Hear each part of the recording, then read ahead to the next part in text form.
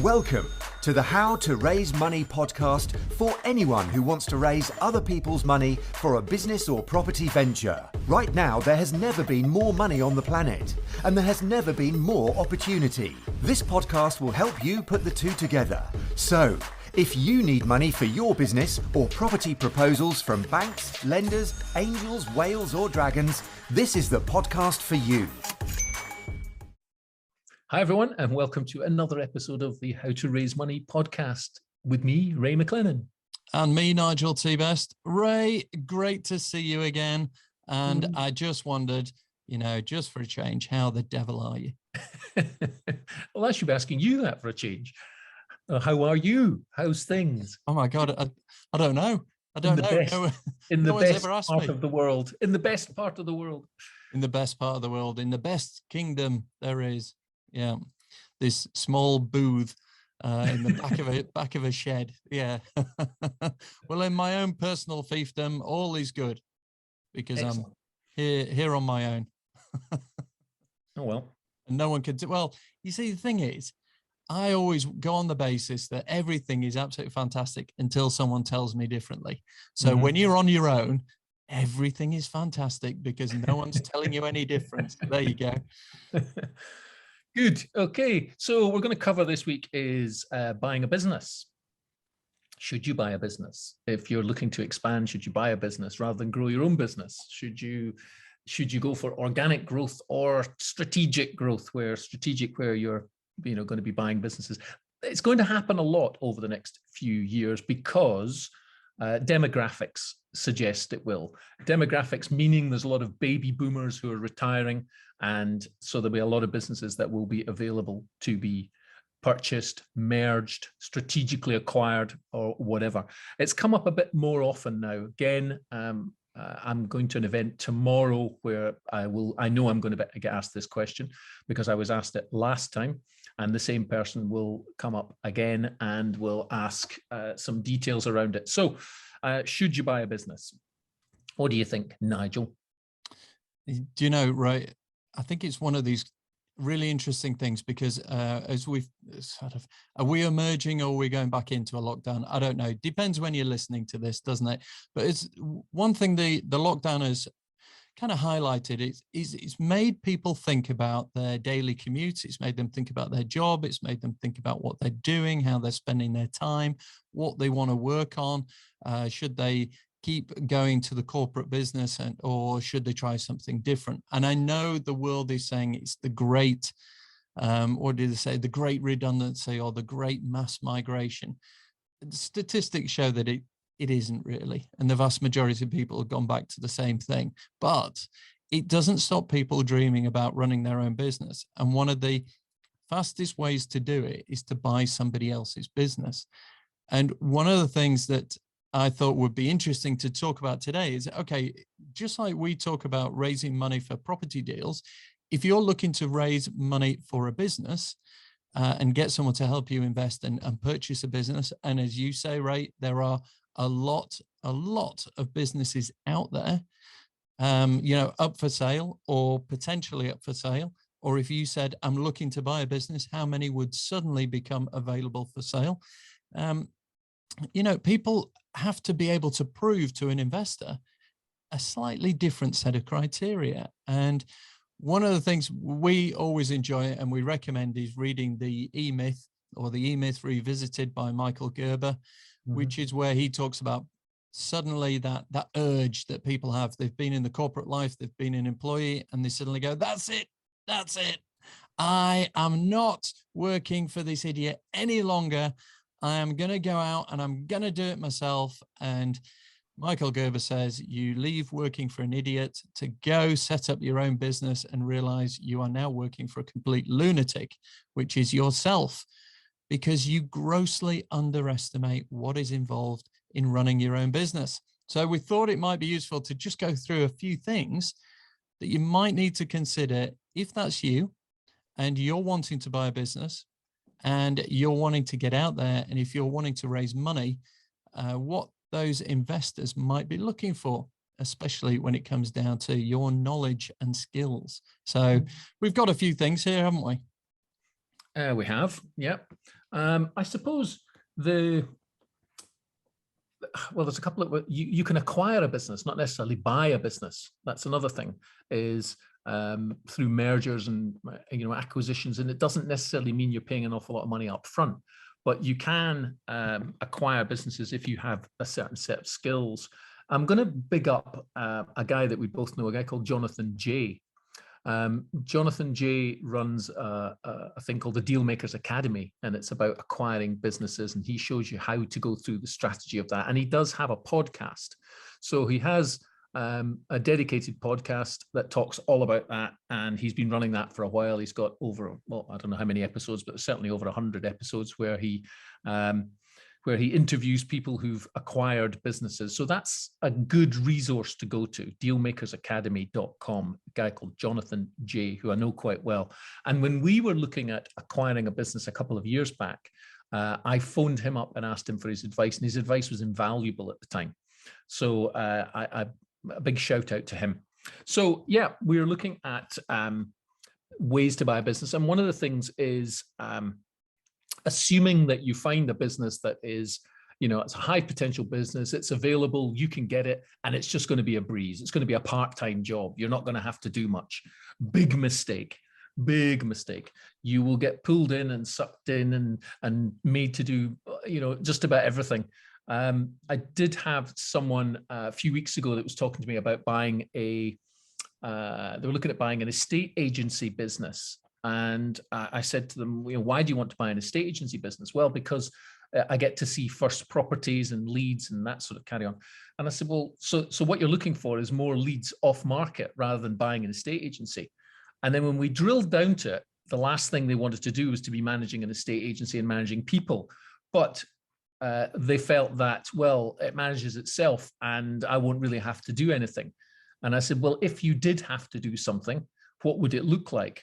What would you have to do? And do you have those skills? And then suddenly it became, oh, hang on a minute here. This person, was looking for a six-figure sum for a business that I didn't actually need. So they didn't actually need the business. They could achieve what they wanted to achieve in different ways. So when it became clear that that was not going to be part-time, hands-off, not going to be something that could be done from the back of a desk, the realization suddenly set in, and the veil was lifted as to what the work would actually be. So be absolutely careful, be very, very careful, and don't make a mistake and assume that it's going to be a part-time job. So that would be, I suppose, is that number one, Nigel? Are we creating a list here, a top 10? Yeah, let's have a list. Let's right, straight in at number one. Yeah, excellent. One. The second thing, this is an interesting one. So already you may have underestimated the amount of time it takes to find a business and look to purchase a business. The second thing is, if you've got a cracking business that you've lined up and you're thinking that would just fit perfectly with my skills and knowledge and resources and everything else.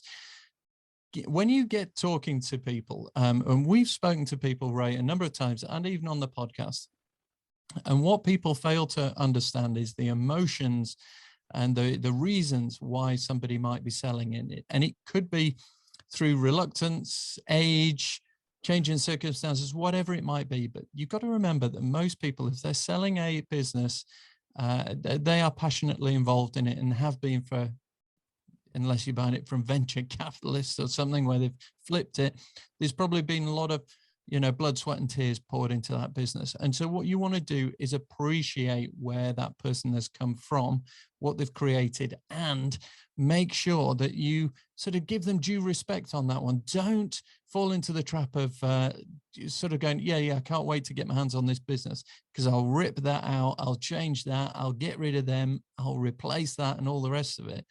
Because the current owner will probably think, hang on, I know I'm selling this business, but I don't feel that emotionally I can just let it go to someone who's going to shred it and ruin it and change it. And so you've got to be very respectful of that. And you've got to work out, where they come from. Why is it being successful? Why are they wanting to get rid of it? And in the first instance, just nod and just agree and say, yes, that's great. And how did you do this? And go along with it, because you're going to, I can't remember who it was. Was it? No, I can't remember, Ray, on the podcast where we were talking and we were saying, the deals are done.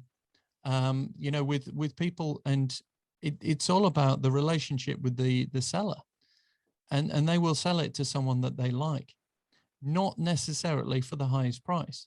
So if you're looking to buy a business, you could actually get a business below its supposed market value if you gel with the person who's selling it. So make sure you listen to them, make sure that you understand where they're coming from, understand a little bit more about the story of the business, because that may well help you secure the deal. And there's a number of people who will have found, Ray, those fantastic businesses and just gone, yes, this is it. All I need to do here is get the money. And then the owner refuses to sell to them, and they actually sell to someone for less money. And you just go, that's crazy. Why did they do that? And the reason is they didn't like the cut of your jib, young man. You know, so it can be as simple as that. That's number two, not understanding the motivations or the emotions of the person selling the business. Okay. Number three then would be failing to understand the fundamental drivers of the business profit engine. In other words, where do the profits come from? What is the actual business? I've seen this over a number of years. And again, going back to Michael Gerber and the 4 ways to grow any business, I'll repeat them here for anyone who hasn't heard them before, but the 4 ways to grow any business are to increase the number of customers of the type you want to have, the crucial part being the type you want to have, to increase the average spend, to increase the number of times they come back to you, and to increase the effectiveness of each process in the business. So the process in the business involves looking at things called KPIs, which is key performance indicators. And they are and should be the fundamental drivers of the business. So if you're running a development company, it might be, well, how many developments do you do? What size are they? What's the profitability of them? If you're running a contractor business, it may be, well, how many contracts do you issue? How many quotes do you put out? How many come back to actual jobs? And then how many of those jobs convert into actual money? So what is the profit driver of the business? It'll be different for all different types of businesses, but that's where most of your, I suppose, efforts should go, at the fundamental drivers of the business. So don't underestimate what they are. Find out early on what they are by asking key performance indicators. You want to ask those questions. Where does your money come from? Where does the profit come from? And then focus your energies there. Yeah, absolutely. And number 4, sometimes, you know, when Ray, we've had it, haven't we? And we've had what they call desktop valuations. Yep. And you go, wow, that bears little or no resemblance to the actual value of stuff in reality.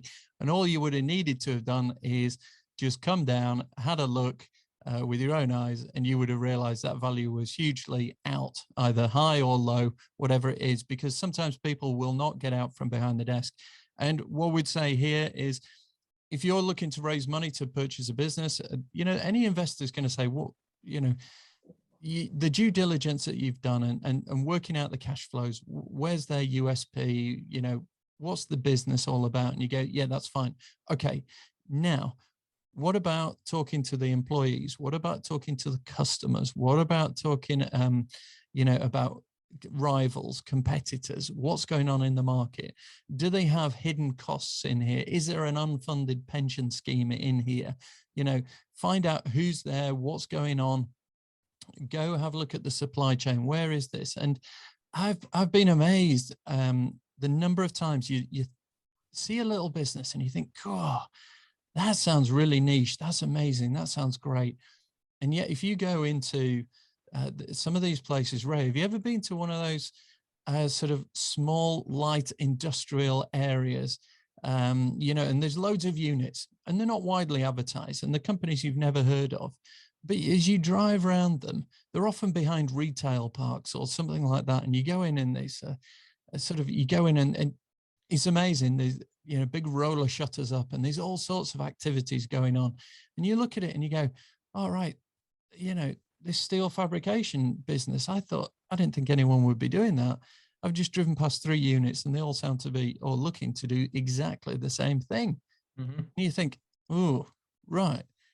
Now then, and the trouble is, you would have found that very hard to do from behind a desk, to find out other people with those types of businesses, because H. Jones and Son who doesn't have a website, who doesn't post anything, doesn't really have any info out there for you to compare to. But when you drive around and you have a look and you go, wow, that's interesting. Or you go have a look at the actual business. How many lorries or deliveries are coming in and out? Have a look at the customers, track down the customers, have a chat with them. What's customer service like? How long have you been with them? And, I am a customer. I've been there about 5 years, but, the prices have kept going up and up and up. And I'm just looking at moving at the moment. It's those sort of questions that can, really impact on what's going on. So the thing behind it is you would expect a whole load of numbers, and you start checking those numbers out to see the validity of them. Because if you're trying to raise money, that's what the investor's going to ask. What have you done about this? How have you checked it? How have you proven it? Is it correct? Are they right? And all the rest of it.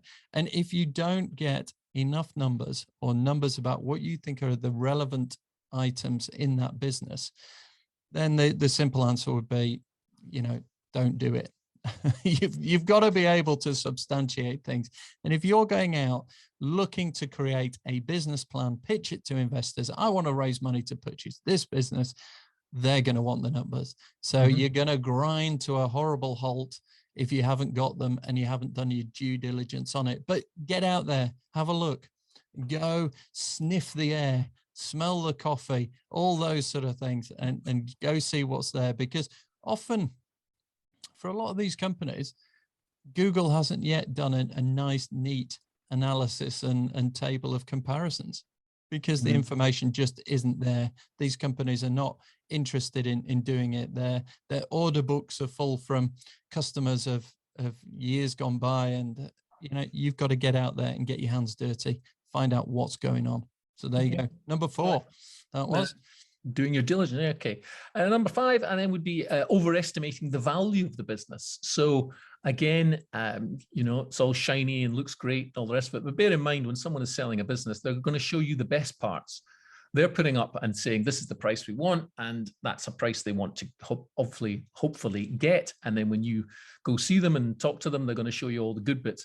But you have got to do, as Nigel says, your diligence, dig down into the numbers, speak to people, speak to employees, speak to existing customers, and find out really what the value of the business is. What's the value to you as well?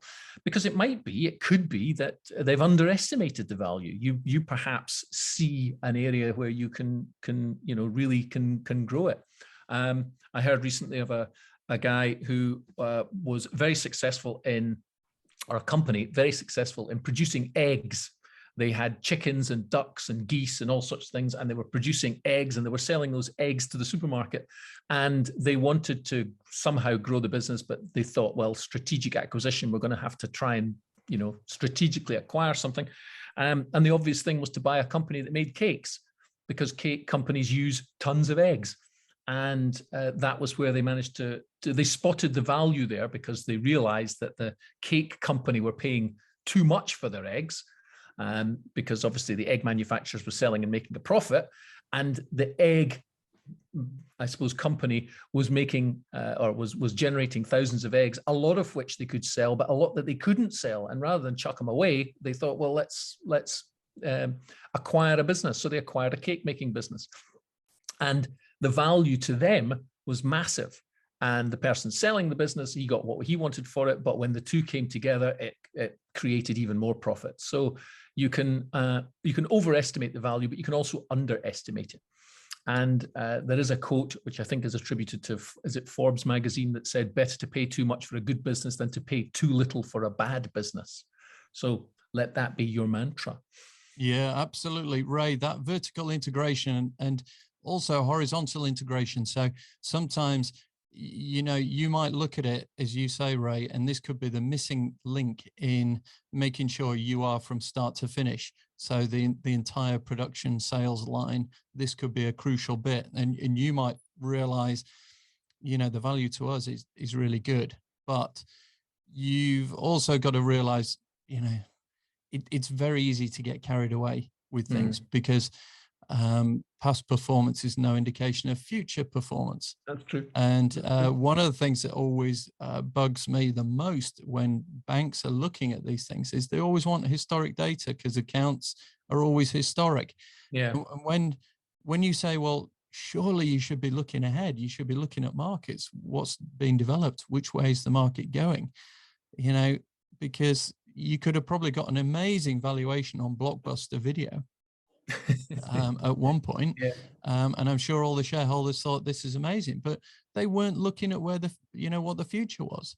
And so what you don't want to be is the person buying Blockbuster just before Netflix and all the rest of them come on the scene.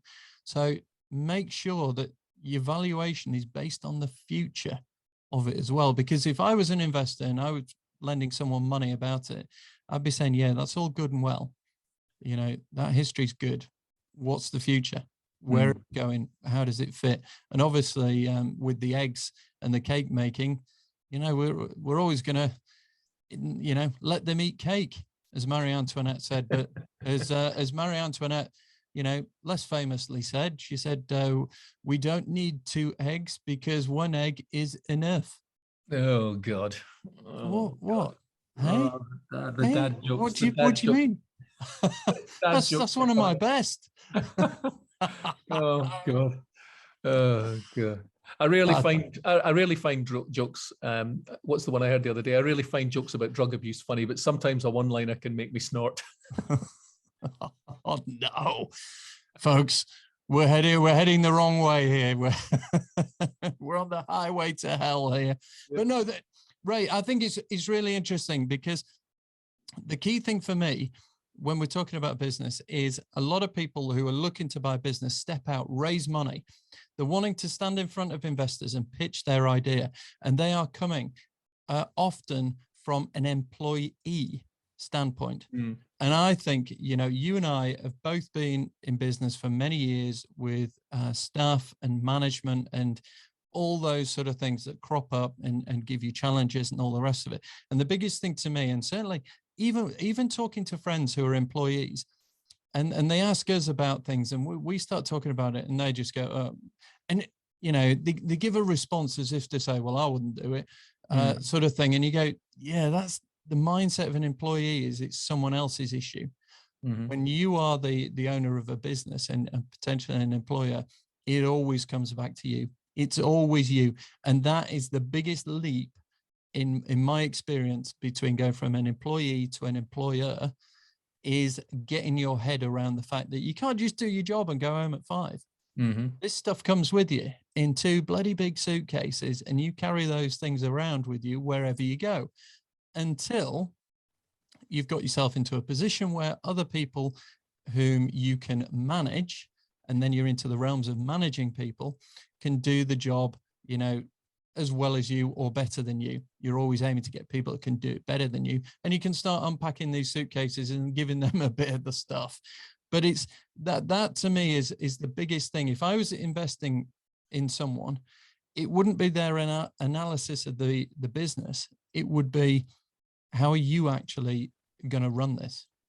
Because I don't see at the moment that you've got the strengths to do it, or the experience to do it. And this is going to give you some real challenges. And if you're used to a 35-hour week, go home, disappear off for the weekend, this isn't going to be the case anymore. And, I think that's a bigger challenge. So on the credibility of the Crest model, I think if someone's buying a business, it's a huge thing to step up. I don't know, Ray, how you've always been kind of an entrepreneur, but it's hard, isn't it, to step out from employee to employer? No, it's a completely different mindset. Completely different. I could regale you with stories of how, I offered people opportunities to go self-employed and make more money, but they just didn't want to. They weren't interested. They said, look, I'm happy to stop at 5 o'clock and let you take all the worry. I'm happy for you to be the one that worries about where the wages come from, et cetera, et cetera. They're just not interested. Would have, especially tradesmen, some of them that were quite good, would have made an awful lot more money. When I suggested, look, I'll show you how to set up the company, manage it for you, get your van, all that kind of, not interested. Just wanted to pick up a wage, and that was it. And I said, right, okay. So That's just, people are like that, and more power to them. We need everybody to think differently. Otherwise, we were all the same. It would be no fun for anyone. Anyway. No, it's true. It's true. And they're the people, folks. If you do get someone like that, do not try and make them managers because they'll be rubbish. Mm-hmm. If they're brilliant employees, keep them as employees, because, that's clearly what they enjoy and do. And that's one of the things of when you start finding people, in your business, and you start seeing the ones who start helping other people, their colleagues, or they start sort of saying, oh, you haven't done this. And without realizing they are beginning to manage other people in their team, they're the ones that you have a look at and you observe, and you start working out, I think they could be the ones to step up to the next level, sort of thing. But you will get those ones, 9 to 5, not interested about anything else. Thank you very much. But they'll do that all day long.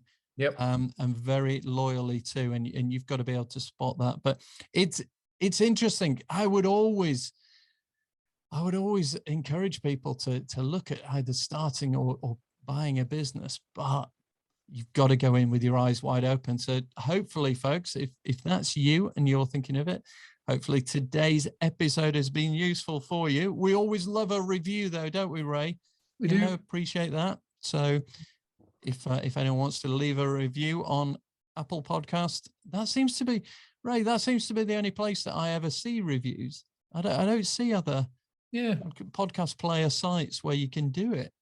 Maybe I'm missing it, but anyway, we've got a good few of them, and I'll remind people. I'm meeting people tomorrow, so there's a large gathering tomorrow, and I will remind people that they can leave a review when I speak to them face to face.